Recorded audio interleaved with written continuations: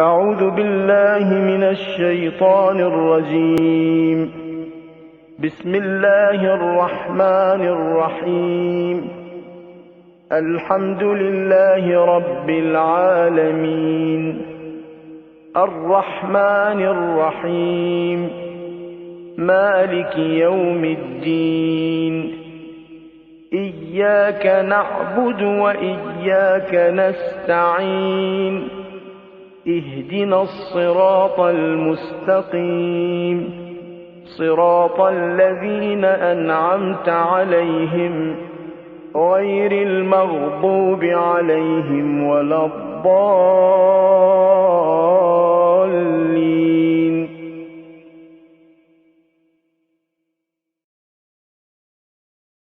الله ونعم الوكيل، نعم المولى ونعم النصير. وأعوذ بالله من الشيطان اللعين الرجيم. بسم الله الرحمن الرحيم. الحمد لله الملك الحق المبين قاصم الجبارين مبين الظالمين مدرك الحاربين، والصلاة والسلام على سيد المرسلين وخاتم النبيين ورحمة للعالمين وشفيع المذنبين والمخاطب بطه وياسين أبي القاسم محمد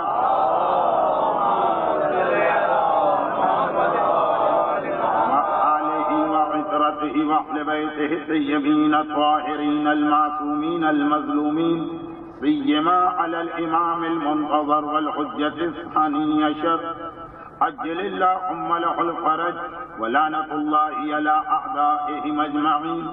أما بعد فقد قال الله عز وجل في محكم كتابه الكريم. بسم الله الرحمن الرحيم.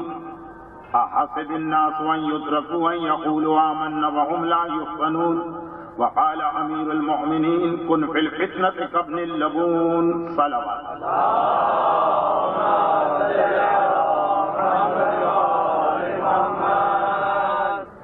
جیسا کہ کل اعلان کیا جا چکا تھا کہ آج کی مجلس قدر مختصر رہے گی، میری مصروفیات کی وجہ سے بھی اور شب اعمال اور شب شہادت کی وجہ سے آپ کو بھی کئی جگہ مجالس میں شرکت کے لیے جانا ہوگا،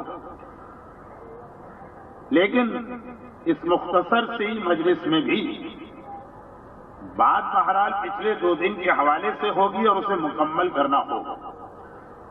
ہو سکتا ہے کہ بہت تفصیل میں جانے کا موقع نہ ملے، اس لیے میں اس حدیث کا ترجمہ بھی آیت کے ساتھ ہی کروں گا جس میں مولا نے ہمیں اس حوالے سے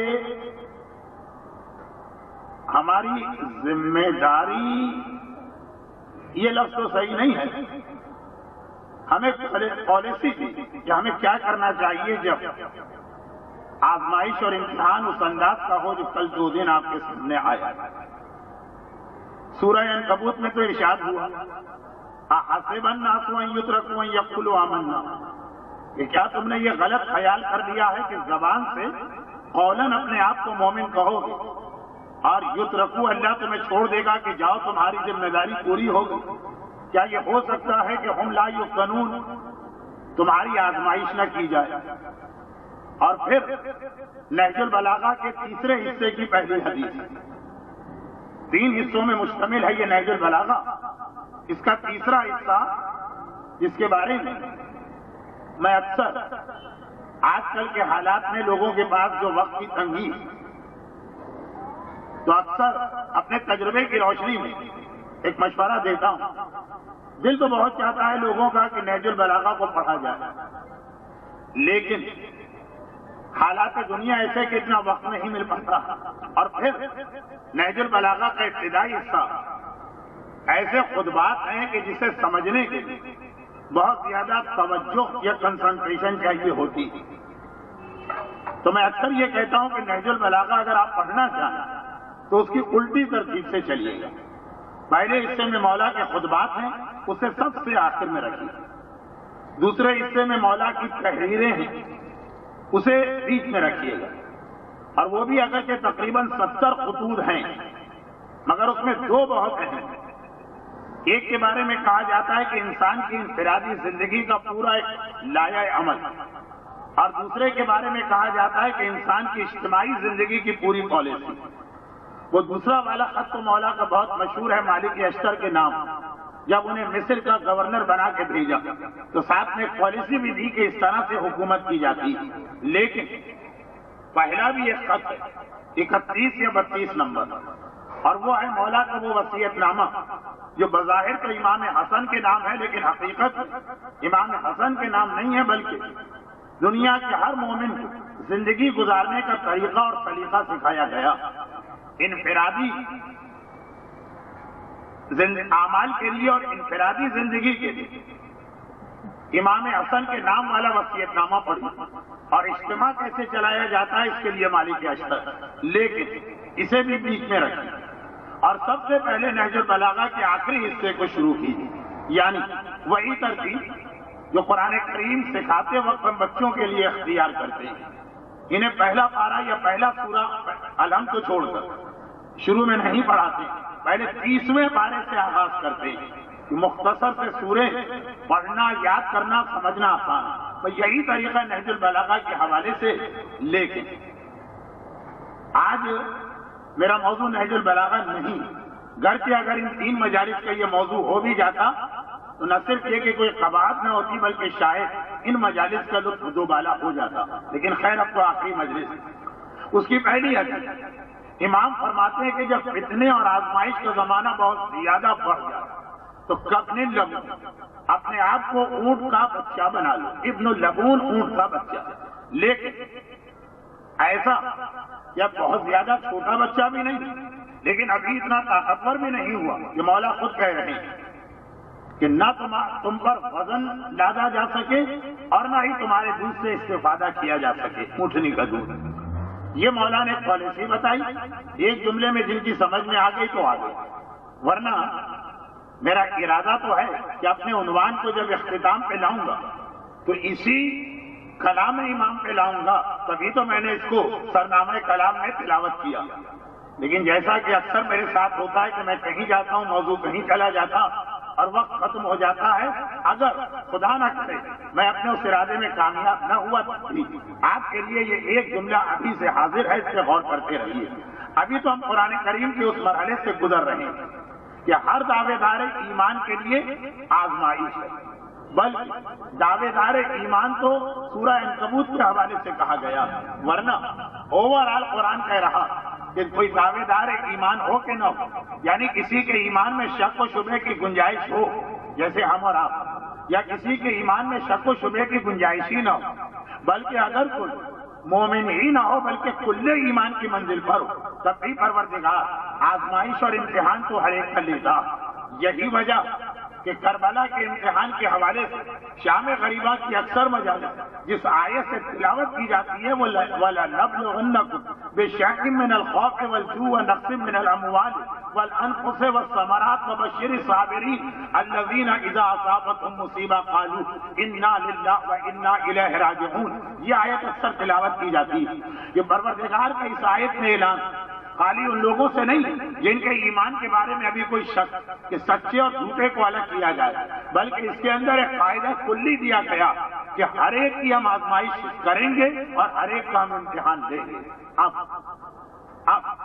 ایک بہت بات کی چیز، لیکن وقت کی کمی کو دیکھتے ہوئے میں اسے شروع میں پڑھ دوں کہ جب ہم نے بارگاہ الہی میں اس امتحان کو دے دیا تو اس کے بعد اس کا نتیجہ کیا نکلے گا؟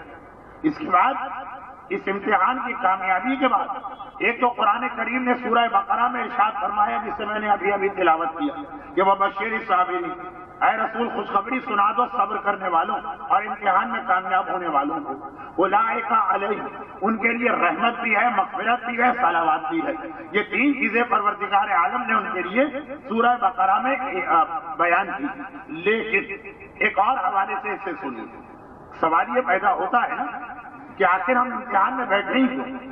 یہ سخت ترین امتحان، یہ مشکل ترین امتحان، اگر ہم اس میں بیٹھے ہی نہ، قیامت تو یقیناً گئی، آخرت تو ہماری اجڑ گئی، ضائع ہو گئی، برباد ہو گئی۔ دنیا تو مل جاتی نا، کیونکہ دنیا کا امتحان تو بتایا کہ بھوک بھی ہے، پیاس بھی ہے، خوف بھی ہے، بیٹھے گی۔ اس امتحان کی کامیابی کا یہاں بھی کوئی فائدہ ملنے والا ہے کہ نہیں، ایک سوال۔ اور اکثر واجبات سے گریز انسان اسی لیے کرتا کہ اگر پہلے حرام کر لے تو سودا نفس ہے، شراب پی تو مزہ ابھی آ گیا، رشوت لی تو پیسے جیب میں ابھی آ گئے، بے حجاب عورت گھر سے باہر نکلی تو بے حجابی کا مزہ ابھی آ گیا، داڑھی شیو کر لی تو نوجوان کو لطف ابھی حاصل ہو، گانا سنا یا ڈسکو ڈانس کے چکر میں پڑے تو لذت ابھی حاصل ہو، ڈش اینٹینا کو کھول دیا تو آج کی رات، یا کیبل کو آن کر دیا تو آج کی رات خیریت سے آج گزر گئی۔ ساری چیزیں نفس ہیں، سارے فائدے فوری، حرام اس کی ساری لذتیں فوری ہوتی ہیں۔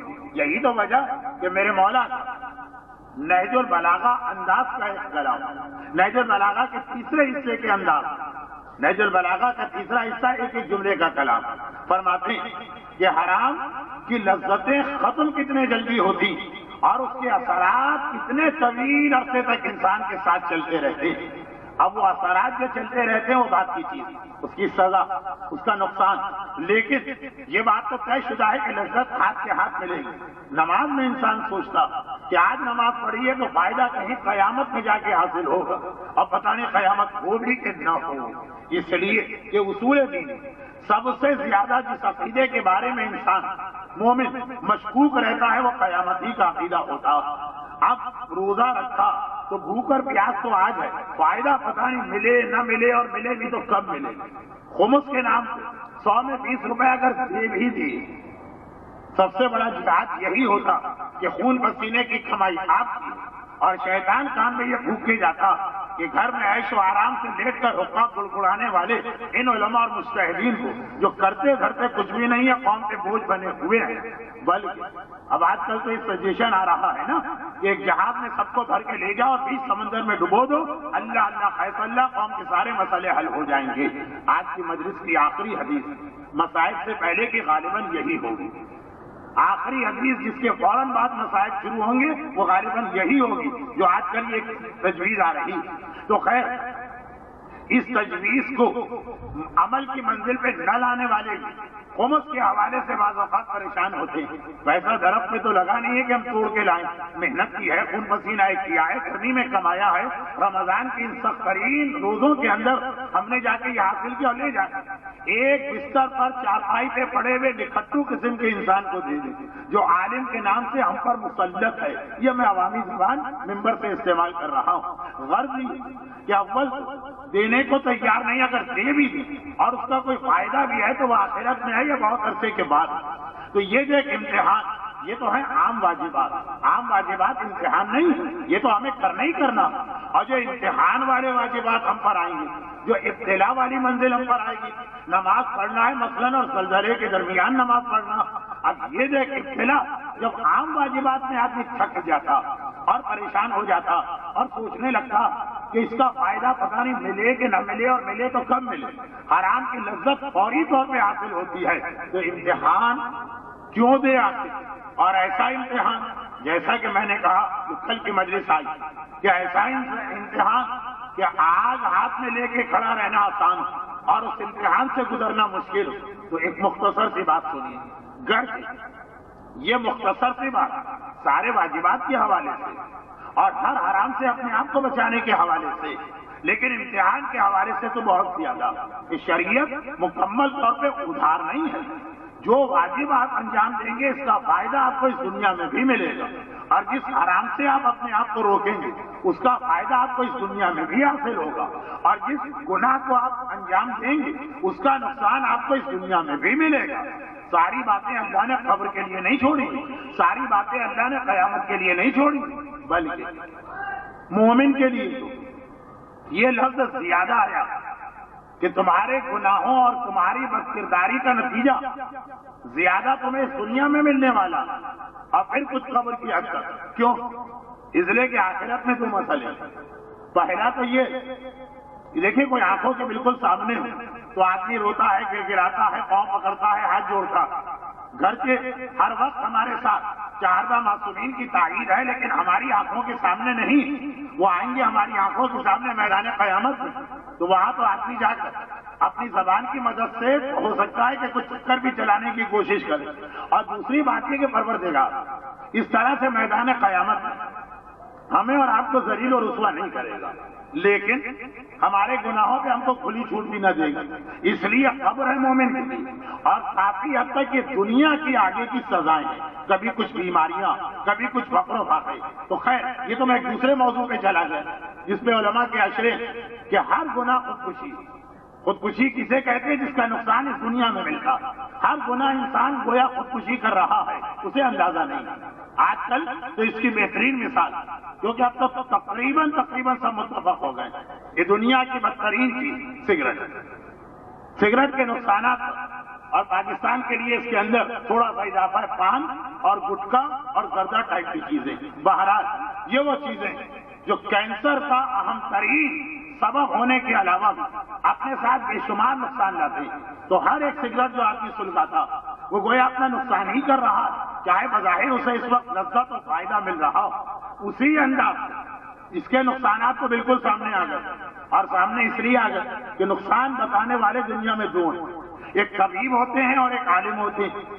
عالم کی تو بات کی کوئی حیثیت ہی نہیں، انہیں تو جہاز میں لے جا کے ڈبونے کے منصوبے ہو رہے ہیں، مگر طبیب سے آدمی جان چھڑا نہیں سکتا، بلکہ وہ جتنا نقصان بتاتا ہے اتنا آدمی ان کا اور زیادہ شکر گزار ہوتا، بشرطیے کہ صحیح العقل، کوئی پاگل ٹائپ کا آدمی نہ ہو۔ تو اب اس کے نقصان تو سامنے آ گئے، تو اکثر وہ مثال دی جاتی، گناہ بھی اسی طرح سے، ہر ایک گناہ، ایک سگریٹ پیتے ہی نہ کوئی مرتا ہے نہ کوئی کینسر میں مبتلا ہوتا، لیکن ہر سگریٹ آدمی کے لیے ایک نقصان لے کے آ رہا۔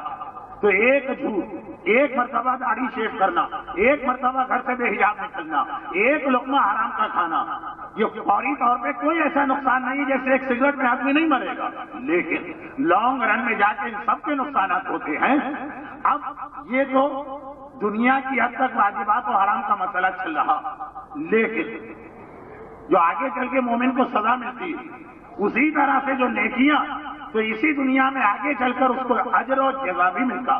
ایسا نہیں کہ سارا سودا اللہ نے ادھار پہ رکھا ہو۔ نماز کی 15 برکتوں میں 6 کا تعلق اسی دنیا سے، روزے کے کئی فوائد میں سے آدھے سے زیادہ فوائد کا تعلق اسی دنیا سے، خمس اس کے اندر جتنی برکتیں بتائی گئی ہیں آدھی سے زیادہ برکتیں اسی دنیا سے، حج جیسا کہ میں پہلی مجلس میں بھی کہہ چکا ہوں کہ اب الحمدللہ جب بھی حج کی بات ہوتی تقریباً آدھا مجمع ایسا ہوتا جو اس اہم ترین فریضے کو نہ صرف یہ کہ انجام دے کے آیا ہوتا بلکہ مزہ لے کے انجام دے کے آیا ہوتا۔ پہلے حج کرنے والے حج تو کرتے تھے لیکن تکالیف کی شکایت واپس لاتے، اب حج کرنے والے کتنے آرام سے اور اس کا روحانی ایک لطف بتاتے ہوئے آتے ہیں۔ خیر حج اس کے جو فائدے سارے آخرت میں نہیں، آدھے سے زیادہ دنیا میں، اسی طرح سے جو امتحان دیا جاتا۔ چھوٹی سی بات، بہت لمبی بات نہیں ہے، اس لیے کہ آج لمبی گفتگو کرنے کا ویسے ہی وقت نہیں ہے۔ ہمارے پاس جب کوئی لقب کسی معصوم کو اور کسی غیر معصوم کو یہ دیا جا رہا ہو تو ایک تو یہ ہوتا ہے کہ توہین آمیز انداز میں ہوتا، یعنی معصوم کے لقب کو غصب کر کے کسی غیر معصوم کو دینا۔ مولا متقیان کے کیسے ہی کتنے ہی ایسے لقب جو اللہ کے رسول نے صرف مولا کے لیے ارشاد فرمائے، اور ایک بار وہ سارے لقب لے کے ادھر سے لے کے ادھر تک بانٹ دیے گئے، تقسیم کر دیے گئے، علی کا فلاں لقب ان کے لیے، فلاں لقب ان کے لیے، فلاں لقب ان کے لیے، یہاں تک مولا کا لقب مولا کے چاہنے والے بھی سنے تو ذہن میں مولا نہیں آتا، کوئی اور آتا، چنانچہ اس لقب سے کراہیت ذہن میں آنے لگتی، جس کی ایک بہت ہی واضح مثال، اور جو میرا انداز ہے کہ میں بعض باتیں بہت واضح کہنا بھی نہیں چاہتا، اس کی ایک بہت ہی واضح مثال، پتہ نہیں کتنی مرتبہ مجلسوں اور خاص طور پر میری مجلسوں میں منصور کا تذکرہ لعنت کے حوالے سے آتا، کیونکہ میں عموماً پنجتن کے بعد والے ائمہ کے حالات بھی اپنی مجالس میں پڑھتا رہتا ہوں، پتہ نہیں غلط کرتا ہوں کہ صحیح، اللہ عالم، تو منصور کا تذکرہ بہت آتا۔ اب یہ منصور دیکھیے، مجھے مثالیں کچھ اور دینا چاہیے تھی لیکن میں دے نہیں رہا ہوں، وہ بہرحال سمجھدار مجمع ہے، سمجھ گیا ہوگا، لیکن منصور یہ لقب اصل میں تو زمانے کے امام کا، زیارت عاشورہ میں بھی آیا، دعائے نجمہ میں بھی آیا، مع امام منصور، آئے اللہ ہمیں اس امام کے ساتھ محشور کرنا جو منصور ہے، یعنی کامیاب ہے، جو کبھی شکست نہیں کھائے گا۔ وہاں سے لقب چوری کر کے اس طرح منصور کو دیا گیا کہ جب کبھی یہ لفظ میں مجلس میں استعمال کرتا ہوں تو اندازہ ہو جاتا ہے کہ مجمع نے کتنی کراہیت اور ناگواری کے ساتھ سنا۔ تو مولا کے القاب یعنی معصوم کے القاب کبھی تو غیر معصوم کو دیے جاتے ہیں بطور خف، بطور شرارت، بطور فتنہ، اردو والا فتنہ، بطور توہین اہل بیت، اور کبھی معصوم کا لقب کسی غیر معصوم کو اس لیے دیا جاتا کہ وہ غیر معصوم عظمت کی اس منزل پر ہوتا کہ معصوم نہیں ہے، لیکن عظمت کی اس منزل پر ہے کہ معصوم کا لقب اس کے لیے اور اس پہ سجنے بھی لگتا۔ ایسا ہی ایک لقب، ایسا ہی ایک لقب۔ اب جہاں پہ میں پہنچا ہوں یہاں پہ ایک اور مثال بھی سامنے آ سکتی ہے، اس لیے کہ بہت سارے لوگ یہ سمجھتے ہیں کہ شاید یہ بھی معصوم کا مخصوص لقب، نہیں وہ نہیں، اور وہ ہے لفظ آیت اللہ۔ یہ بھی امام کے القاب میں، لیکن امام کے مخصوص القاب میں نہیں، یعنی خالی امام کے لیے محدود نہیں کیا گیا، لیکن لوگ ایسا ہی سمجھتے ہیں، جس کی وجہ سے اکثر حوزہ علمیہ نجف و قم کی جانب اعتراض بھری نگاہیں مومنین کی اٹھنے لگتی۔ خیر وہ تو آج کی مجلس میں اس عنوان کی گنجائش نہیں۔ ان میں سے ایک لقب جو معصوم کے لیے مخصوص لیکن غیر معصومین میں سے کوئی عظمت کی ایسی منزل پہ پہنچا کہ امام معصوم کا لقب ان کو عطا ہوا، اور وہ لقب ہے باب الحوائج۔ بنیادی طور پہ باب الحوائج کا لقب ہمارے ساتویں امام موسی کاظم علیہ افضل الصلاۃ والسلام کا لقب، یہ ساتویں امام کا لقب، جیسے سید الشہداء حسین کا لقب کسی اور غیر معصوم کے لیے اس کو استعمال کیا جائے تو کبھی کبھار عجیب لگتا۔ ہاں بعض روایات یہ لقب جناب حمزہ کے لیے بھی آیا، مگر وضاحت کے ساتھ کہ غیر معصوموں میں جتنے شہید ہیں ان کے سردار ہو، اور سارے شہیدوں کو ملا لو جس میں معصوم شہید بھی ہو، تو معصوم شہید بھی کم نہیں ہے۔ آدم کے بیٹے جناب حابیل سے لے خود 1,24,000 انبیاء میں کتنے معصوم شہید ہیں، لیکن حابیل تو معصوم نہیں تھے، لیکن میں نے شہداء کی ایک فہرست بتائی تو ان سب کو ملا آقا کا لقب باب الحوائج، مخصوص لقب ہے ساتویں امام کا، لیکن منزل عظمت میں آ کر یہ حضرت عباس کا لقب بھی بنا جو اپنی تمام تر عظمت کے باوجود غیر معصوم کرتے یہ جملہ کہتے ہوئے دل جو ہے وہ قبول بھی نہیں کرتا اس جملے کو، لیکن کیا کریں، ہم مجبور ہیں، ہمارے یہاں معصوم فقط 14، ورنہ کتنی ہی عظیم شخصیتیں ایسی کہ دل چاہتا ہے کہ انہیں بھی معصوم کہا جائے، چاہے اس میں ثانیہ زہرا کا نام ہو، چاہے اس میں حضرت عباس کا نام ہو، چاہے اس میں معصومہ قم کا نام ہو، لیکن 14 تک یہ دائرہ محدود ہے، 15واں محفوظ عن الخطا تو ہے، معصوم نہیں۔ پھر لقب باب الحوائج حضرت عباس کو ملا، اور بات یہ یاد رکھیے کہ کربلا کے سارے شہیدوں کو چھوڑ خاندان بنی ہاشم کے بھی کسی شہید کو یہ لقب نہیں ملا، لقب ملے بغیر مجھے یقین کامل کہ ان میں سے ہر ایک اپنی جگہ باب الحوائج ہے، لیکن لقب کسی کو نہیں ملا۔ ثانیہ زہرا کا روزہ اتنی حاجتیں پوری کرنے کا سبب بنتا کہ چاہے یہ لقب نہ ہو لیکن دل چاہتا، اسی طرح شہزادہ علی اکبر، لیکن معصوم کی جانب سے یہ لقب عطا ہوا تو صرف حضرت عباس کو باب الحوائج، اس لیے جانے والا شاید کوئی تاریخ عالم میں نہ ملے گا جو خالی ہاتھ آیا ہو۔ اسی طریقے سے کربلا میں حضرت عباس کے روضے پہ جانے والا آپ کو کوئی نہ ملے گا جو خالی ہاتھ آیا ہو۔ ایک جملہ یاد دلا دوں اگر کہ ضرورت نہیں، چونکہ مولا متقیان کی شہادت کی مجلس ہے اور مولا کے اس بیٹے کے 1400 سالہ جشن ولادت سے ہم گزر رہے ہیں جو علی کی خواہش تھی اور علی کی تمنا تھی، جو کبھی نہیں مانگتا ہے، جب وہ مانگے تو کتنی بڑی چیز ہوگی جس کو اس نے مانگا ہوگا۔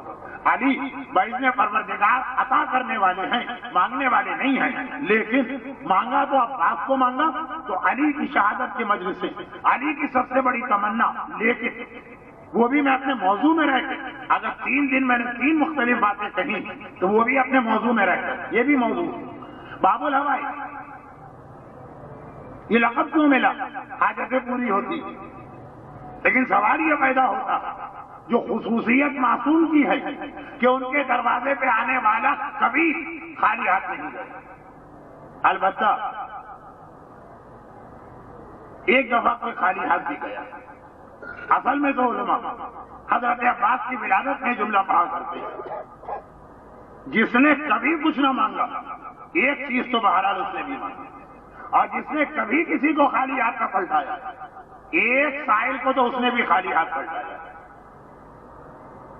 نہ مانگنے والے نے صرف ایک چیز مانگی ہے اور ہر ایک کو دینے والے نے فقط ایک کو محروم کیا۔ اب یہ پورا ایک جملہ نہیں ہوتا، یہ پوری ایک مجلس ہوتا، لیکن ہر چیز خلاصے پہ چل رہی ہے۔ نہ مانگنے والے نے اگر کبھی مانگا تو عباس جیسا بیٹا مانگا، اور ہر ایک کو دینے والے نے اگر کسی کو خالی ہاتھ لوٹایا تو اس کو کہ جس نے آ کر بیعت کا سوال کیا تھا یا بیعت مانگی تھی، بیعت کا مانگنے والا اس کائنات کا بدقسمت ترین انسان نظر آیا جو اس دروازے سے خالی ہاتھ گیا جہاں ہر ایک کی جھولی بھری گئی، سوال ہی اس نے ایسا کیا۔ اور عباس اس کائنات کی وہ عظیم شخصیت قرار پایا کہ جس نے کبھی کسی چیز کو نہ مانگا اس نے مانگا تو عباس کو مانگا۔ اب یہ عباس کا دروازہ بھی ایسا ہی بن گیا جو باپ کی شان و بیٹے کی شان، کہ یہاں سے کوئی خالی ہاتھ نہیں گیا، بلکہ وتھ ڈیو ریسپیکٹ اہل بیت اطہار کے یہاں بات کرتے ہوئے بڑا سمجھنا پڑتا، کبھی ایسا نہ ہو کہ ایک کی تعریف کسی اور معصوم کی شان میں گستاخی بن جائے۔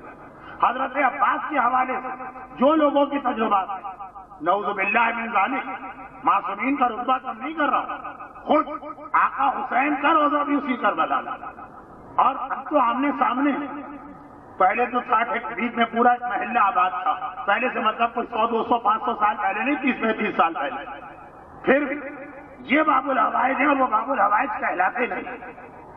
اس کثرت کے ساتھ جناب عباس کے روزے سے حاجتیں پوری ہو رہی، مگر کیوں؟ ایک تو جواب یہ ہو سکتا ہے کہ اللہ نے ان کو یہ رتبہ دی، مگر اگلا سوال کہ اللہ نے یہ رتبہ دیا تو انہی کو کیوں دی؟ کربلا کے اور سارے شہید، کسی کی توہین مقصود نہیں ہے، میں کس طرح اپنا پیغام بھی پہنچا دوں اور توہین بھی نہ ہونے پائے، یہ لقب اور کسی کو نہ ملا، وجہ کیا ہے؟ ایک بہت ہی اہم اسلام کا اصول سمجھنا، اتنے سارے واجبات پہ ہم عمل کیوں کر رہے ہیں؟ یہ حرام چیزوں سے آج 21ویں صدی میں ہم اپنے آپ کو کیوں بچائیں؟ کیا ہمیں کسی پاگل کتے نے کاٹا ہے کہ جب دنیا سارے عیش و آرام کر رہی ہم اس وقت روکی سوکھی کھا کے گھر کے اندر بیٹھے کیوں؟ آپ لوگ تو یہ سوال کرتے ہیں نا کہ داڑھی کیوں رکھیں، حجاب کیوں کریں، سب کو ملا کر پورے دین پہ عمل کیوں کریں؟ آپ ملے گا کیا ہمیں اس کے بدلے میں؟ تو بہت ہی اہم اصول، بلکہ اس وقت ہم رمضان کے مرحلے سے گزر رہے ہیں، 20 روزے تو مومنین کرام کے الحمدللہ ہو گئے، جو تمام روزوں کا ایک پیغام ہے وہ بھی وہی سیرت حضرت عباس کا یہ والا پہلو ہے کہ وہ باب الحوائج کیوں بنے، یعنی نعوذ باللہ اعتراض نہیں ہے، ہمیں اس کی حکمت دیکھنا تو سمجھ میں آئے گا کہ روزے کیوں رکھے، تو سمجھ میں آئے گا کہ آرام سے کیوں بچے، اور وجہ یہ کہ جو میں نے کل بات کہی تھی اسے دوہرائے بغیر ساری زندگی، دیکھیے ہر آدمی جو ہے نا اپنی زندگی میں خصوصاً کہ بچے اور ٹین ایج نوجوان ایک ٹارگیٹ اپنے سامنے رکھتے ہیں نا، اس کے اعتبار سے ان کی زندگی بنتی کہ فلاں کو ڈاکٹر بننا، فلاں کو چارٹرڈ اکاؤنٹنٹ بننا، فلاں کو آئی ٹی میں اتنا ماہر ہونا، فلاں کو پالیٹکس میں آنا، فلاں کو مثلاً سول سروس میں جانا، اور جیسے ہی بچے ہوش سنبھالتا اگر اس کے پاس کوئی ٹارگیٹ ہے تو اس کی ساری زندگی اسی کے حساب سے آگے بڑھتی، اس کی دلچسپیاں، اس کے شوق، اس کی تفریحات، کتنا سوئے گا، کتنا کھائے گا، کہاں پڑھے گا، کتنی دیر آرام کرے گا، کتنی دیر اسٹڈی کرے گا، اس کی ساری زندگی گویا ایک ہی ایکسس کے گرد گھومتی رہتی کہ یہ ہے میرا ٹارگیٹ، اسے اچیو کرنا، اس کے لیے جتنا پڑھنا ہے پڑھوں گا، اس کے لیے اگر نیند کم کرنا ہے کم کروں گا، اس کے لیے اگر اپنی تفریحات کو آدھا کرنا ہے تو وہ آدھا کروں گا، جس کے سامنے ایک ٹارگیٹ ہوتا، جو میں نے کل عرض کیا تھا کہ ظاہری اعتبار سے بھی ولادت سے لے کے کربلا میں صبح عاشور تک 34 سال عباس نے ایک ہی جملہ سنا، چنا، خالی جملہ سنا چنا۔ عباس کی سب سے بڑی تمنا یہ بن چکی تھی کہ کربلا کے میدان میں مجھے اپنی تلوار کے جوہر دکھانے کا موقع حسین اور اولاد حسین کی حمایت میں ملے۔ جب سے عباس نے ہوش سنبھالا یہ ٹارگیٹ ہے عباس کے سامنے، ساری زندگی اسی اعتبار سے گزر رہی، روز و شب اٹھتے بیٹھتے عباس کی دعا یہ ہوتی ہوگی کہ خدا بندہ اگر دین کی خاطر میرے آقا کا یہ امتحان ضروری تو مجھے وہ وقت جلد از جلد آئے کہ جس کے لیے میرے بابا نے مجھے مانگا، میں جس کے لیے میں اپنے بابا کی مراد ہوں، جس کے لیے میں اپنے بابا کی تمنا ہوں۔ چنانچہ 34 سال کی دعا، ایک ہوتی ہے سال 2 سال کی دعا، 6 مہینے 8 مہینے کی دعا، ایک ہوتی ہے 34 سال کی دعا کہ دعا کرنے والا جیسے جیسے جوان ہو رہا دعا بھی یہ جوان ہوتی چلی جا رہی ہے۔ اب عاشور کی صبح آ گئی اور پتا چلا کہ جو ساری زندگی ایک دعا مانگتا رہا، دعا کسے کہتے ہیں؟ یعنی ساری زندگی جو اپنے دل میں ایک حاجت رکھتا رہا، اور پتا چلا کہ جن کی زندگی میں یہ دعا اور حاجت نہیں تھی انہیں تو اجازت مل گئی، جاؤ جا کے تلوار چلا۔ چاہے جوانان بنی ہاشم، آپ کو جوانان بنی ہاشم میں کوئی اور نہیں ملے جس سے یہ کہا گیا ہو کہ پہلے دن سے لے کے کربلا آنے سے اس کو یہ پیغام دیا گیا کہ تم تو کربلا کے لیے ہو۔ پھر توہین نہیں کر رہا، تعریف کر رہا ہوں، نہ حضرت علی اکبر کے لیے یہ ہے، نہ جناب قاسم کے لیے یہ ہے، نہ اولاد مسلم کے لیے یہ ہے، نہ اولاد جعفر طیار کے لیے یہ ہے، نہ اولاد عقیل کے لیے۔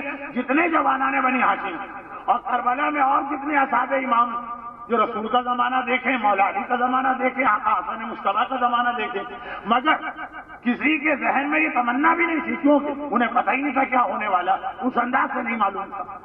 ان کو تو اجازت مل گئی، جاؤ جا کے تلوار چلا، اور جو اس دنیا میں آیا ہی اس لیے کہ تلوار چلا حسین کی حمایت میں، اور جس نے جب سے ہوش سنبھالا ایک ہی دعا تھی اور ایک ہی تمنا تھی، اس کی ایک ہی عادت تھی، پروردگارا وہ وقت آئے جس کے لیے میرے بابا نے مانگا ہے میں اپنے بابا کی مراد پوری کروں۔ واحد حاجت عباس کی زندگی میں یہ، جیسے علی کی ایک حاجت تھی عباس کی بھی ایک حاجت ہے، لیکن میدان کربلا میں عاشور آ گیا، عاشور کا دن آ گیا، پتا چلا عباس سے کہا گیا حکم خدا یہ ہے کہ تمہاری حاجت پوری نہیں ہوگی۔ بھائی امام جب بولتا ہے، امام نہیں بولتا، یہ ربانی بولتی ہے، امام اپنی طرف سے کچھ کہتا ہی نہیں ہے، وہ نمائندہ ہے پروردگار۔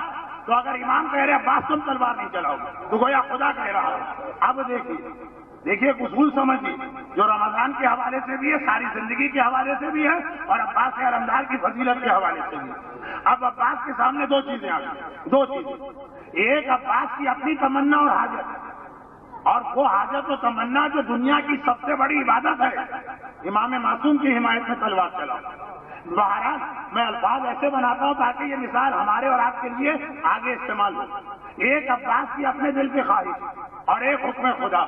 عباس کے لیے ایک بڑا امتحان، اپنے دل کی خواہش پورا کرے حکم خدا چھوڑ دے، یا حکم خدا پوری کرے اور اپنے دل کی خواہش چھوڑ دے۔ اچھا عباس کے دل کی خواہش خود بھی اتنی بڑی عبادت تھی، ہمارا اور آپ کا مرحلہ تو بہت عجیب ہوتا، حکم خدا ہے کہ فلاں حرام نہ کرو، دل کہہ رہا ہے یہ حرام کرو۔ ہمارا جو امتحان ہوتا ہے نا، تو ہمارے یہاں ہماری خواہش اور اللہ کا حکم جب ٹکراتا ہے تو ایک طرف حکم خدا ہوتا ہے، ایک طرف شیطانی وسوسہ ہوتا ہے۔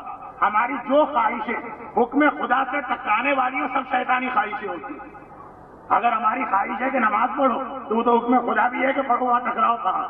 ہماری بے پردہ نکلنے کی خواہش خدا کے حکم سے ٹکراتی، ہمارا گانا سننے کی خواہش حکم خدا سے ٹکراتی، ہمارا روزہ نہ رکھنے کی خواہش حکم خدا سے ٹکراتی، ہمارا واجبات ادا نہ کرنے، نماز و خمس روکنے کی خواہش۔ تو ایک طرف ہماری خواہش ہوتی جو شیطانی خواہش، اور ایک طرف حکم خدا، دونوں میں ٹکراؤ ہوتا۔ ہمارے گھر میں کیا نتیجہ نکلتا کہ زیادہ تر 90% حکم خدا کو چھوڑ دیا جاتا، اپنی خواہش کو پورا کیا جاتا۔ چنانچہ ہم جہاں ہیں وہیں پہ ہیں، بلکہ شاید اور بدتر ہو گئے، واقعت الارض و منیت السماء کی منزل پہ آ گئے۔ اور عباس کا امتحان دیکھیے، عباس کی خواہش حکم خدا سے جو ٹکرا رہی تو نعوذ باللہ من ذالک، عباس کی خواہش کوئی شیطانی خواہش نہیں ہے، کوئی نفسانی خواہش نہیں، کائنات کی عظیم ترین خواہش ہے۔ میں آقا حسین کی حمایت کروں۔ میں نے اسے کائنات کی عظیم ترین خواہش کیوں کہا؟ اس لیے کہا کہ 1,34,000 انبیاء دنیا سے چلے گئے تھے، کربلا میں واپس آ کے جہاد میں حسین کا ساتھ دینے کی تمنا وہ کر رہے تھے۔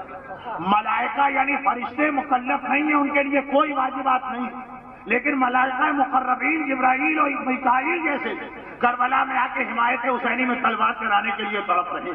تو اتنی بڑی خواہش ہے اور ایسی ایمانی خواہش ہے کہ معصوم انبیاء دنیا سے جا کے بھی جا رہے ہیں کہ ان کی یہ تمنا پوری. عباس کی یہ خواہش حکم خدا سے ٹکرا رہی ہے. ہماری شیطانی خواہش حکم خدا سے ٹکراتی، حکم خدا توڑ کے پھینک دیا جاتا ہے، شیطانی خواہش پہ عمل کیا جاتا. اور عباس کی اتنی اہم خواہش و تمنا، جو معصوم کی خواہش و تمنا، وہ اللہ کے حکم سے ٹکرا رہی ہے. اب عباس نے کیا کیا؟ جو مجلس میں آپ سنتے ہیں وہ صحیح ہے. عباس کے لیے 30,000 کے لشکر کو تلوار کی دھار پہ رکھنا بچوں کا کھیل ہے، لیکن عباس کے لیے حسین کے بچوں کی پیاس اور گود کے پالوں کے لاشیں اٹھانا اور تلوار نہ چلانا یہ زیادہ بڑا امتحان تھا. لیکن عباس نے کیا کیا؟ اپنے دل کی خواہش کو مانا کہ حکم خدا کو مانا. 34 سال کی تمنا عباس ایک لمحے میں چھوڑ بیٹھے. نہیں چاہیے یہ تمنا، چاہے اہم ترین عبادت، مجھے حکم خدا کو عمل کرنا. پروردگار کو یہ ادا کتنی پسند آئی. عباس تم نے میری وجہ سے اپنی حاجت کو چھوڑا، تو آج سے میں تمہاری ڈیوڑی اور چوکھٹ کو باب الحوائج بناتا ہوں. اگر تم اپنی حاجت میری وجہ سے قربان کر رہے تو ہر حاجت مند کی حاجت اور تمہارے نام سے پوری ہوا کرے. باب الحوائج. عباس باب الحوائج بنے اس لیے کہ اپنی حاجت قربان کی خدا کے خاطر، تو قیامت تک کی حاجت مندوں کی حاجت پورا کرنے والے عباس بن گئے. اور یہی رمضان کے روزوں کا بھی پیغام ہے. رمضان کے روزے کس چیز کا نام؟ رمضان کے روزے اس چیز کا نام نہیں کہ چونکہ ہمارے گھر میں کھانا نہیں ہے اس لیے ہم فاقے سے ہیں، اور چونکہ ہم شادی شدہ نہیں ہیں اس لیے ہم اس تیسرے مبتلا روزہ سے پرہیز کر رہے ہیں. رمضان کا روزہ عباس والی مثال کا ایک بہت ہی چھوٹا سا مائکرو قسم کی اس کی ایک کاپی ہے. رمضان کا روزہ بھی یہی پیغام، تمہارے دل کی ایک خواہش اور وہ سامنے موجود ہے. بہت ساری خواہشات ایسی ہیں کہ دل میں خواہش آتی ہے لیکن عمل کرنے کی طاقت نہیں سامنے موجود ہے. اور ایک طرف حکم خدا، پیاس لگی ہے، پانی سامنے ہے، بڑا ٹھنڈا فریج کا پانی رکھا ہوا، رسائی میں ہے، فریج میں ہے، دسترس میں ہے، باہر نہیں. لیکن خدا کہتا ہے ٹھنڈا پانی سامنے اور پھر بھی پیاسا رہو. یہ ہے کمال. خدا کہتا ہے یہ ہے کمال. پانی ہی نہیں اس لیے پیاسے ہو، کھانا ہی نہیں اس لیے بھوکے ہو، وہ تو کوئی بات ہی نہ ہو. اب رمضان میں یہی ہوتا کہ سب کچھ ہے، دل چاہ بھی رہا ہے، کھا لو اور پی لو، کون ہے دیکھنے والا؟ اس عمر کے بچے، خیر یہ بچہ تو نہیں، اکثر باتھ روم میں جا کے گھر والوں کو اس طرح چکر دے کے بھی آ جاتے ہیں. روزے کا روزہ ہے، معلوم پانی بھی پی لیا گیا، لیکن وہ بچہ ہے بڑا، مر رہا ہو تو الگ بات، گھر میں کوئی نہیں، اکیلا ہے، تنہا ہے، کوئی دیکھنے والا ہی نہیں ہے، نہیں پیے گا پانی. بھائی پیاسے بھی ہو، پانی بھی ہے، دل بھی چاہ رہا، سب صحیح، لیکن حکم خدا منع کر رہا. تو جو کربلا میں عباس کی سیرت کا اتنا اہم پیغام، یہی مائکرو کے لیول پہ آ کے رمضان کا پیغام بنا. لیکن یہ پیغام خالی رمضان کے لیے نہیں ہے اور خالی حضرت عباس کے لیے نہیں ہے، یہ ساری زندگی کے لیے اور ہر مومن کے لیے. کہ ایک اصول یاد رکھو، جب کبھی اپنی خواہش اور اللہ کے حکم میں ٹکراؤ ہو، اگر تم نے اپنی خواہش میں عمل کر لیا شیطان کے ماننے والے بن گئے، اور اپنی خواہش ٹکرا کے اللہ کے حکم پہ عمل کر لیا باب الحوائج عباس کے سچے ماننے والے قرار پا گئے. یہ قیامت تک کے لیے اصول طے پایا، اور یہی اس جملے کا جواب ہے. مجھے یاد رہتا ہے اگر جہاں پہ مجھے بٹھایا گیا چاروں طرف سے بند، ایک پنکھا لگا تو ہے لیکن بہت مختصر، پھر یہ گرمی، پھر آپ کی گرمی، پھر بھی مجھے یاد ہے، میرے ہوش حواس اب تک باختہ نہیں ہوئے کہ کہاں سے بات چلی کہ دنیا میں اللہ جو امتحان لیتا تو آخر سب کچھ آخرت میں رکھا کہ دنیا میں بھی رکھا؟ نہیں، دنیا میں بھی رکھا. اب بات کا اتنا بڑا امتحان لیا، دل کی خواہش ایک طرف اور نئی خواہش نہیں 34 سال پرانی، اور حکم خدا ایک طرف کے عباس کا امتحان. اور جب امتحان میں عباس کامیاب ہوئی تو جو اللہ نے دیا اسی دنیا میں دیا اور آخرت میں کمی کیے بغیر دیا. یہ ایک جملہ روایتوں میں بہت آتا کہ جب اللہ تمہیں نیکیوں کا صلہ دنیا میں دیتا تو اس طرح دیتا ہے کہ آخرت میں کمی کیے بغیر دیتا. تو عباس کا آخرت کا درجہ بھی کم نہیں ہے. عظمت عباس آخرت میں بھی ایک جملے سے پہچانا. دنیا میں عظمت عباس ایک جملہ تھا لیکن اس کی تشریح میں آدھا گھنٹہ لگ گیا. آخرت کے لیے صرف ایک جملہ کہوں گا، دنیا کے لیے جملہ تھا اسی سے ملتا جلتا. دنیا کے لیے میں نے کیا جملہ کہا؟ دنیا کے لیے یہ جملہ تھا کربلا کے 72 شہید، ان میں سے کوئی باب الحوائج لقب کے طور پہ نہ کہلائے. خیر یقین کامل تو ہے، جہاں جائیے حاجت پوری ہو. جوانان بنی ہاشم میں 18 کے 18 باب الحوائج عباس کرا تھا، اور آخرت میں عباس کی عظمت صرف ایک جملہ، زیادہ نہیں. آخرت میں جب شفاعت کا مرحلہ آئے گا تو نہ 72 شہدائے کربلا کی ضرورت پڑے گی، نہ 18 جوانان بنی ہاشم، وہاں بھی شہزادی 2 ہی چیزیں لے کے آئیں گے، اصغر کا کرتا اور عباس کے بابو، لیکن وہاں بھی عباسی باب الحوائج بن رہے ہیں۔ کربلا کے سارے شہید وہاں موجود ہیں، لیکن وہاں باب الحوائج عباسی بن رہے ہیں کہ اس امت کی حاجت دنیا میں ہماری حاجت ہے، صحت، اولاد، دنیاوی ترقی، آخرت میں سب بھول جائیں گے، لیکن حاجت وہاں بھی ہوگی، جنت، شفاعت، جہاں بھی باب الحوائج عباس ہے وہاں بھی باب الحوائج عباس ہے۔ لیکن شہزادی کون ہے؟ اب یہ بھی نہیں کہ کہا کہ دنیا میں عباس نے سب کچھ لے دیا تو آخرت میں اکبر کو لے کے آتی، قاسم کے جسم کے ٹکڑے لاتی، نہیں، آخرت میں بھی باب الحوائج عباسی بن کے آ رہے ہیں۔ پروردگار عالم، ایک یہ جملہ تھا، میں اس کو پھیلاتا تو کتنی بڑی بات ہو سکتی تھی، لیکن وقت کو دیکھنا، تو پروردگار عالم نے ایک اصول دیا، اور وہ اصول یہی دیا کہ عباس اس لیے دنیا اور آخرت کے باب الحوائج بنے کہ اپنی خواہش کو چاہے وہ کتنی ہی قیمتی خواہش کیوں نہ ہو، یعنی جیسے مولا کل ایمان، عباس کی خواہش عین ایمان خواہش کو بھی چھوڑ دیا حکم خدا پر، تم بھی یہ کر کے دیکھو۔ ابتلا کے مرحلے میں بھی امتحان اللہ دے، اور اس میں بھی اسی طرح ثابت قدم رہو جیسے عباس ثابت قدم رہے، نہ مکاری والے فریب میں پھنسے شمر کو، اور نہ ہی جذباتی فریب میں پھنسے۔ دیکھیں 2 چیزوں سے لوگوں کو بہکایا جاتا، کبھی جذباتیت کے دائرے میں لا کے بھی بہکایا جاتا، علماء کے خلاف اور مراجع کے خلاف۔ جذباتیت کا ہتھیار بھی استعمال ہوتا ہے جو آج کا موضوع نہیں ہے۔ ایک ہلکی سی میں نے مثال دے دی تھی کہ جی وہ تو آیت اللہ امام کا لقب ہے، ان کا کہاں سے آ گیا؟ اب تو خیر ہماری قوم اس مرحلے سے گزر آئی، ورنہ یہی ادا خانہ حسینی اور 20 سال 22 سال پہلے یہ مسئلے یہاں بھی تھے، جبکہ یہاں بڑا سلجھا ہوا مجمع ہمیشہ تھا۔ امام، وہ تو امام کا لقب ہے، کسی مرجع کے لیے چاہے وہ امام خمینی جیسا کیوں نہ کیوں یہ لفظ استعمال ہوا۔ دیکھیے ایک ہوتا ہے مکاری والا ہتھیار، ایک ہوتا ہے جذباتیت والا۔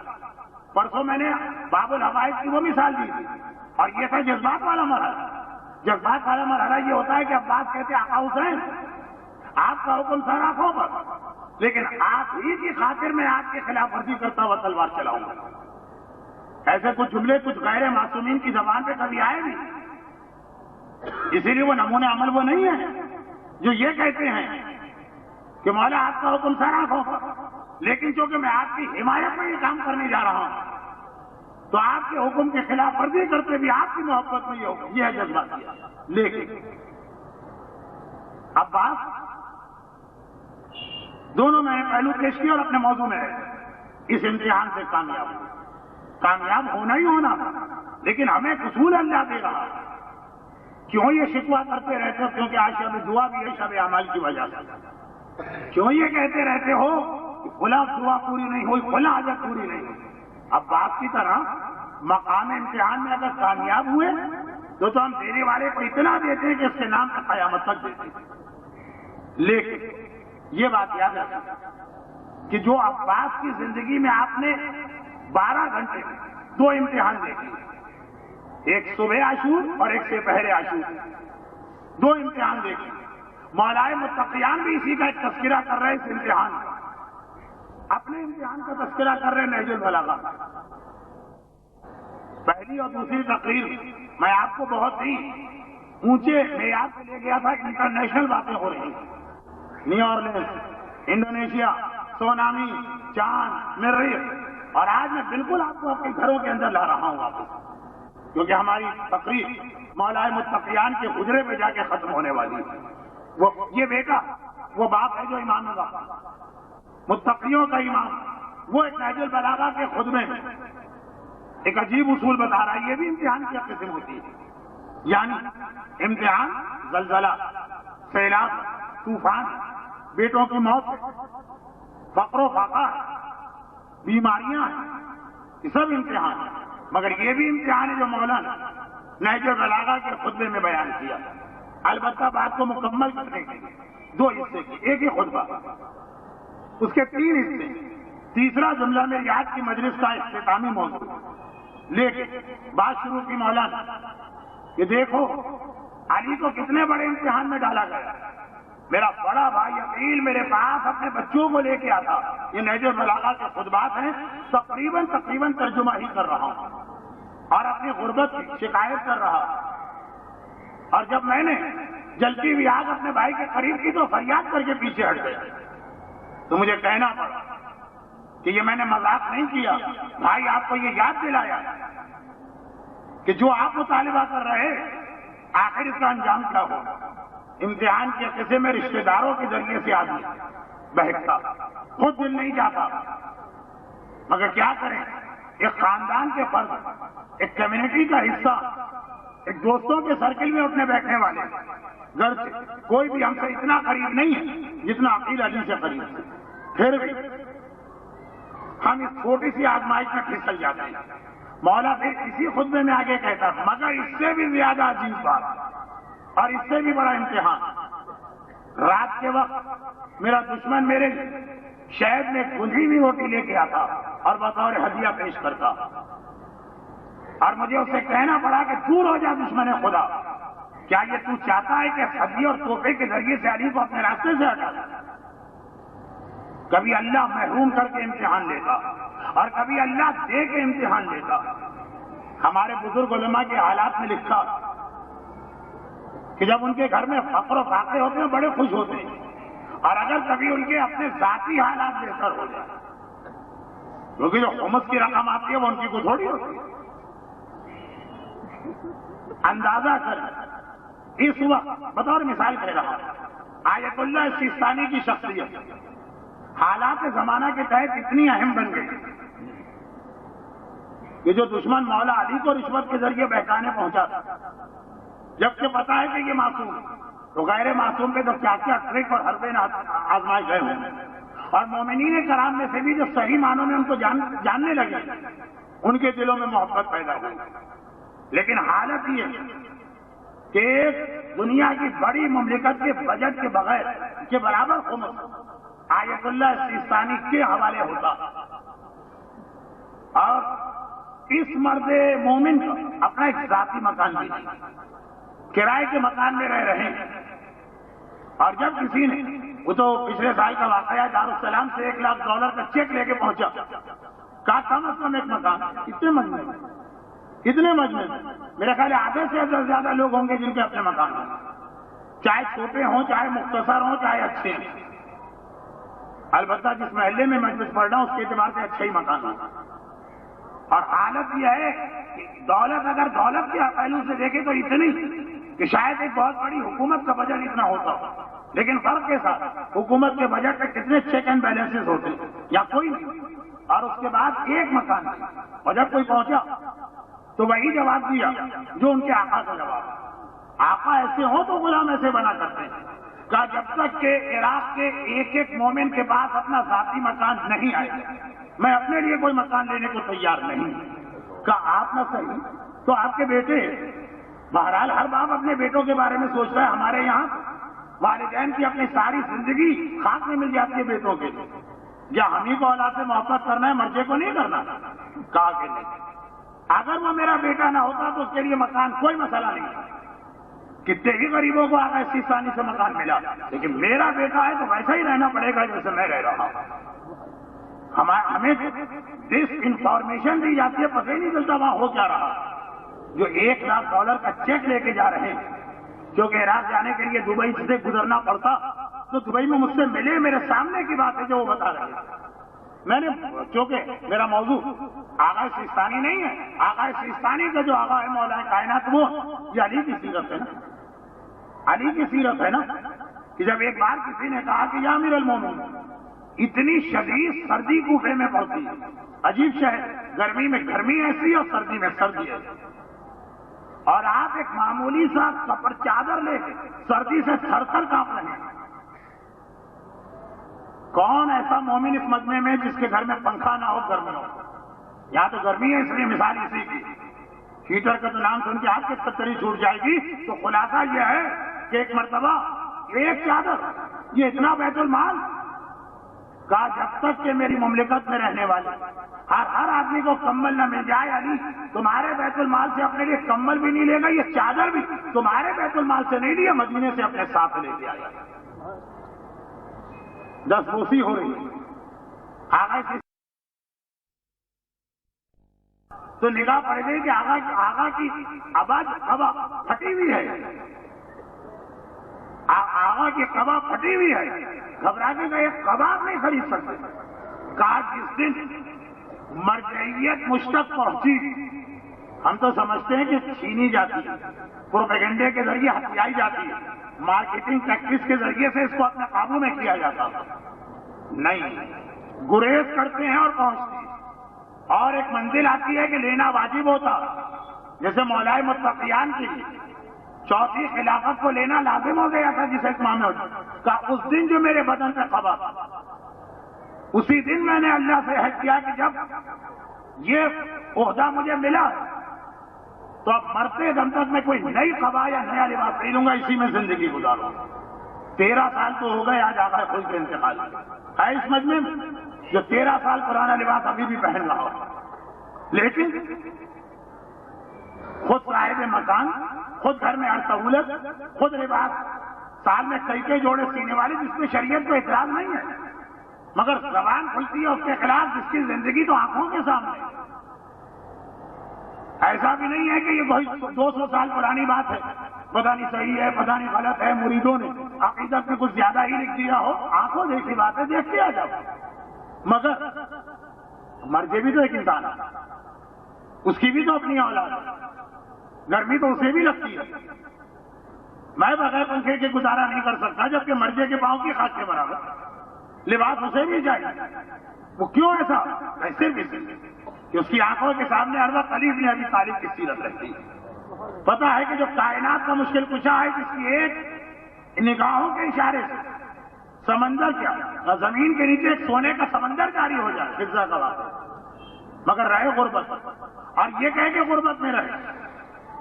پہلے تو یہ کہا جس میں ہمارا پروردگار رہا، جب خلافت ظاہری ملی تو جب تک کہ اسلامی دنیا کے ایک ایک آدمی کو روٹی کپڑا مکان لباس نہیں مل جاتا، ارے اپنے لیے کچھ لینے کو تیار نہیں، تاکہ اگر اسلامی دنیا کا غریب ترین آدمی کبھی کبھار اللہ سے شکایت کرنے لگے، خدا بندہ آخر تو نے مجھے اس دنیا میں بھیجا کیوں؟ ایسی میری بدتر زندگی، مجھ سے تو جانور بہتر ہے، کم از کم غذا مل تو جاتی ہے.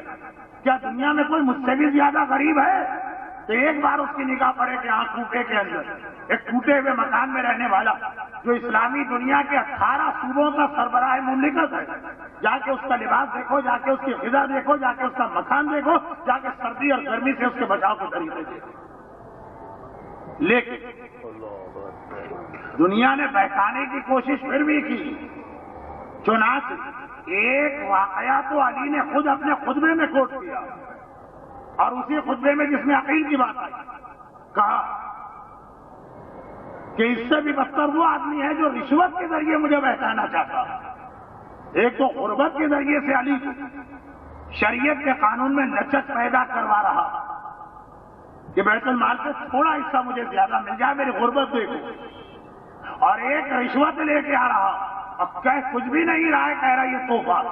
لیکن مولا فرماتے دشمن خدا دور ہو جا. کیا تو یہ نہیں جانتا کہ ان چیزوں سے علی کو نہیں بہکایا جاتا؟ آج کا تحفہ کل کا بڑا مسئلہ بنے گا. یہ اشعث ابن قیس ہے جس کا تذکرہ میں نے پرسوں کیا. محمد ابن اشعث ابن قیس جناب مسلم کو گرفتار کرنے والے کا باپ، جودہ بنت اشعث امام حسن کو زہر دینے والی کا باپ. پھر مولا نے ایک عجیب جملہ کہا، عجیب. مولا کون ہے؟ امام المتقین، یعنی صاحبان تقویٰ کے امام. رمضان کا مقصد کیا ہے؟ لعلکم تتقون، ہمیں متقی بنانا. مولا بتا رہے تقویٰ کسے کہتے ہیں. سنیے، تقویٰ کائنات کی انتہائی قیمتی شے ہے. کبھی انسان سارے تقوی کو ایک گناہ کی نظر کر دیتا، ایک جھوٹ، ایک غلط بیانی. کتنے ہی لوگ ایسے ہیں جھوٹے کلیم کر کے، جھوٹے نقصانات دکھا کے، جھوٹے کاغذات تیار کر کے کبھی حکومت سے فراڈ کریں، کبھی بزنس پارٹنر سے فراڈ کریں، کبھی سگی بہن کا حق کھا جائے. ایک اور کہا میرا مولا. کتنی بڑی علی کی حکومت تھی جو آج دنیا کے 58 اسلامی ملک ہیں، ان میں سے تقریباً 45 کے برابر ٹھیک ہے، یہ انڈونیشیا، ملیشیا، فارس میں نہیں گیا تھا اسلام، 50 ملک. آج جو 50 اسلامی ملک ہیں اس کے برابر علی کی حکومت، اور علی سے کہا جا رہا ہے فقط ایک غلط بیانی کر دو 50 کی 50 حکومتیں آپ کو مل جائیں. علی نہ مانے جو مانا، بعد میں اس نے عمل تو نہیں کیا نا. علی بھی ایسے ہی کر سکتے تھے. کہا اتنا کہہ دیجئے کہ آپ کتاب خدا سیرت رسول سنت شیخین پہ عمل کریں، 50 ملکوں کی حکومت آپ کے حوالے. پہلے پیشکش علی کو کی گئی. کیا جاتا اگر میرا مولا کہتا ٹھیک. بعد میں کون آنے والا ہے ہاتھ پکڑنے والا؟ جب حاکم بن گئے تو کون آئے گا پھر؟ ہم ایک چھوٹے سے فراق کی خاطر جھوٹ بولنے کو تیار. میرا مولا 50 ملکوں کی حکومت ایک جملے کے 1/3 کے اندر غلط بیانی کر کے لینے کو تیار نہیں. اور پھر ایک جملہ کہتا ہے لا اعطیت سبعۃ اقلام وافلاکھا بما تحتھا. اگر کوئی مجھے 7 زمین اور 7 آسمان عطا کرے اور جو کچھ ان کے درمیان ہے وہ سب عطا کرے. کیوں مجھے یہ عطا کیا گیا؟ کیوں؟ ظلم تو انمولا تھا، تاکہ میں چونٹی کے اوپر ظلم کروں. کیا ظلم کروں؟ ان اسلبا، کہ میں اس کے منہ سے چھین لوں. جو کا دانہ نہیں، جو کے دانے میں چھلکا ہوتا. جل با شعیر، خالی کتنا ظلم کروں کہ چونٹی کے منہ سے جو کے دانے کا چھلکا چھین لوں، اور بدلے میں مجھے 7 زمین و آسمان مل رہے ہیں. ماں فالتو، خدا کی قسم ابو طالب کا بیٹا کبھی اس کے لیے تیار نہیں. جو کا چھلکا وہ بھی چونٹی کے منہ سے، اور بدلے میں 7 آسمان و زمین اور ان کے بیچ میں مل رہا. یہ ہوتا ہے تقویٰ. اور ایسے متقی کو امام المتقین کہتے ہیں. اور ہم ہیں کہ روز و شب چھوٹے سے فائدے کے خاطر تقوی قربان کر دیتے. کہ علی کا امتحان بھائی غربت کے ذریعے سے آیا، اشعث ابن قیس کندی تحفے کے ذریعے سے آیا، اور علی نے کہا تم نے علی کو سمجھائی نہیں. خالی انہیں سے نہیں کہا، ہم میں سے بھی بہت سو سے کہیں. البتہ ایسی زندگی اسی وقت گزر سکتی ہے جب کوئی بتانے والا ہو کہ حق کیا ہے اور باطل کیا ہے. چنانچہ شیطان ایسی زندگی چاہتا ہی نہیں. جب امام تھے جو حق و باطل کو بتا سکتے تھے تو معاشرے کو امام کے خلاف کیا. آج نائب امام ہے تو نائب امام کے خلاف. چنانچہ مولا کی ایک حدیث میں مصائب تھا، فرماتے ہیں افسوس افسوس اور افسوس. مولا کتنے افسوس کر رہے ہیں کہ آخری زمانے کے علماء کس حوالے سے افسوس کر رہے ہیں؟ کہا کہ ہمارے چاہنے والے اتنا ان سے نفرت کرنے لگے کہ اگر ایک چور کو پھانسی کی سزا دی جائے تو اس پر اتنا خوش نہ ہوں گے جتنا کسی عالم کی موت پر خوش ہوں گے. کاش آخری زمانے کے علماء اپنے آپ کو بالکل بے وقوف اور پاگل بنا لیں تاکہ امت کے ہاتھوں سے محفوظ ہو سکے. بہلول دانا آخر ایسی ایک مثال تھی، لیکن وہ تھے دشمنان اہل بیت کے ہاتھوں میں. اور یہ بات ہو رہی ہے محبان اہل بیت کی. مولا نے اس بات پہ افسوس ظاہر کیا کہ امت ناقدری ہو جائے. لیکن کوئی تعجب ہوتا ہے جو امت مولا کے حوالے سے اتنی ناقدری ہو گئی، مولا کے حوالے سے اتنی ناقدری ہو گئی کہ جس امام کا غم زمین و آسمان اور اس کے بیچ کی ہر چیز بنا رہی ہے. یہ شہادت کی خبر جب عالم اسلام میں پھیلی تو کتنے ہی لوگوں نے عید اور خوشی منائی. میری بدقسمتی یہ ہے کہ میں وہ نام ممبر سے نہیں لے سکتا. خالد ابن ملزم نہیں تھا. آج کی رات 21 رمضان کی رات کو شروع ہوئے 2 گھنٹے ہو چکے، 2.5 گھنٹے. آج کی رات جب لوگوں نے دیکھا کہ ابن ملزم حد سے زیادہ خوش نظر آ رہا، قید گرفتار جکڑا ہوا خوش. ابن ملزم اتنا خوش کیوں ہے؟ کہا مجھے اپنی پرواہ نہیں، لیکن جس مشن کے لیے نکلا تھا وہ پورا ہوتا نظر آ رہا. آج علی دنیا سے جا رہے ہیں تو اب کسی نے ابن ملزم خالی اس لیے کہ اس کی خوشی ختم ہو. کہا کہ ارے کیا کہہ رہا ہے, میرے مولا کی حالت تو ٹھیک ہو رہی ہے, وہ صحیح ہو رہی ہے. کہا اگر تیرے مولا کی حالت صحیح ہو رہی ہے تو یہ جو اتنا بلک بلک کے علی کی بیٹیاں زینب و کلثوم رو رہی ہیں, یہ کس کے بات کا ماتم کر رہی ہیں؟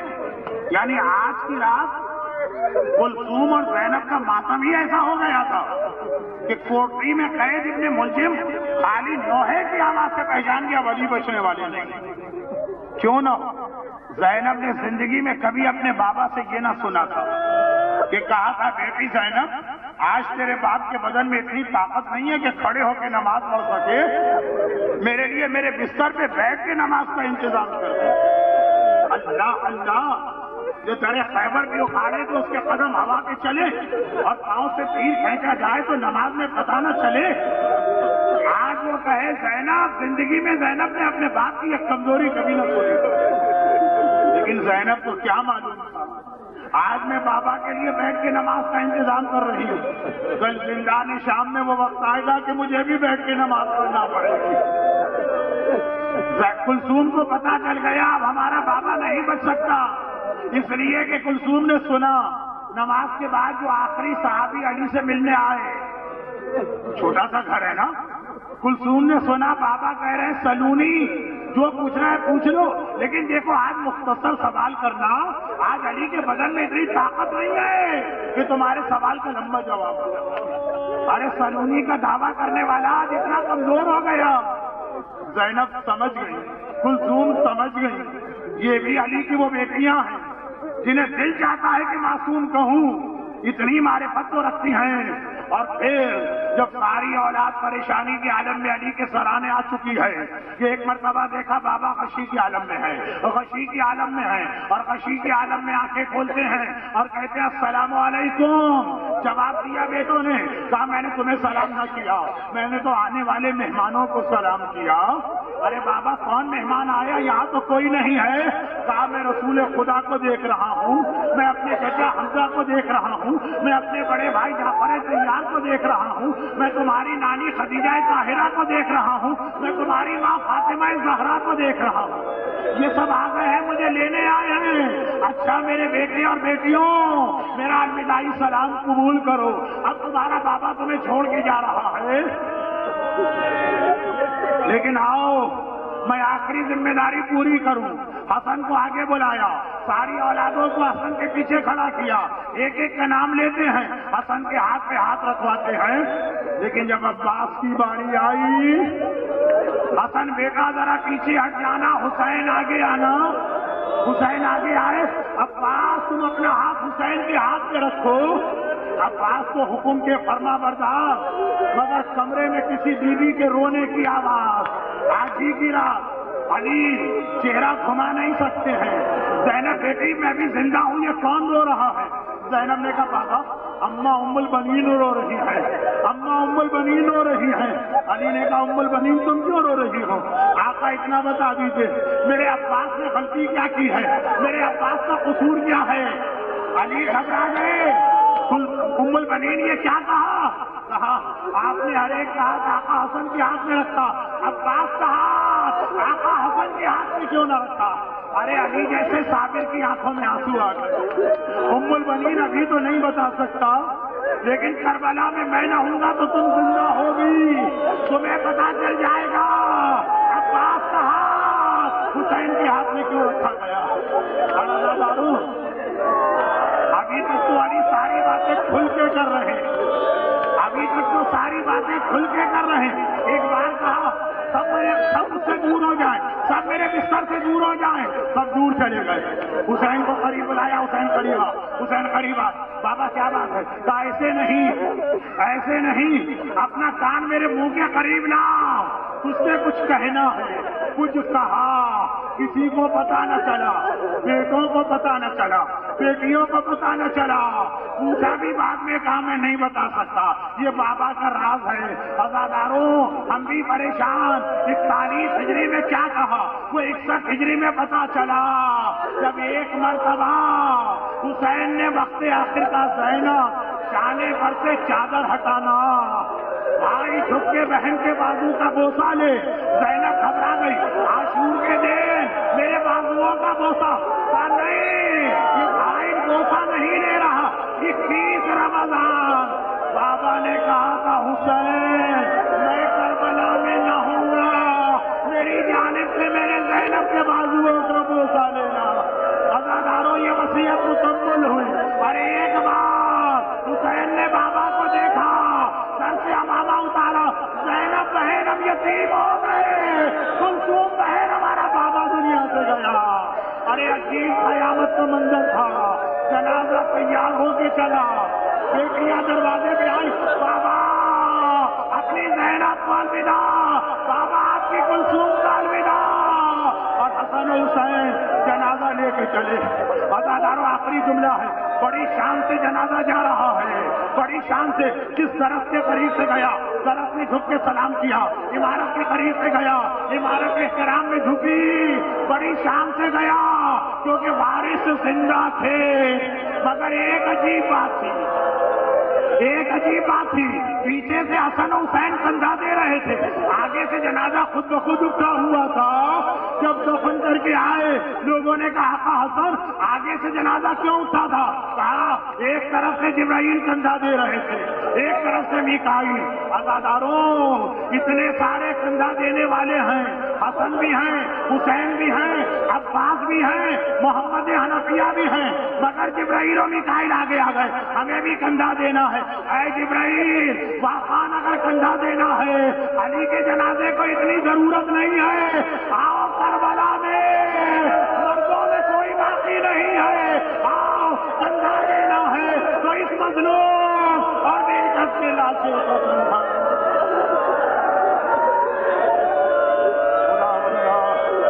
مشکل کشائے کائنات کا ماتم کرنے والے اور یہ گریہ کرنے والے، ان کے گریہ اور ماتم کا واسطہ مشکل کشا کے تو ہے، ان کی ساری حاجتیں پوری فرما. پروردگارا مشکل کشا کے تو ہے، اس سارے مجمع کو دنیا اور آخرت کی ہر پریشانی سے محفوظ فرما. مشکل کشا کا بدلہ لینے کے لیے مشکل کشا کے وارث امام زمانہ کے ظہور میں تعجیل فرما. ایک سورہ فاتحہ کے بعد مرحوم عابد حسین اور ان کی اہلیہ مرحومہ، مرحوم مولانا علی ارشد کربلائی اور ان کی اہلیہ مرحومہ، مرحوم ارشاد بانو بنت عابد حسین، تمام شہدائے ملت، علی کے نام کی جان دینے والے اور دنیا سے رخصت ہونے والے، علی کی محبت میں دنیا سے رخصت ہونے والے. فاتحہ.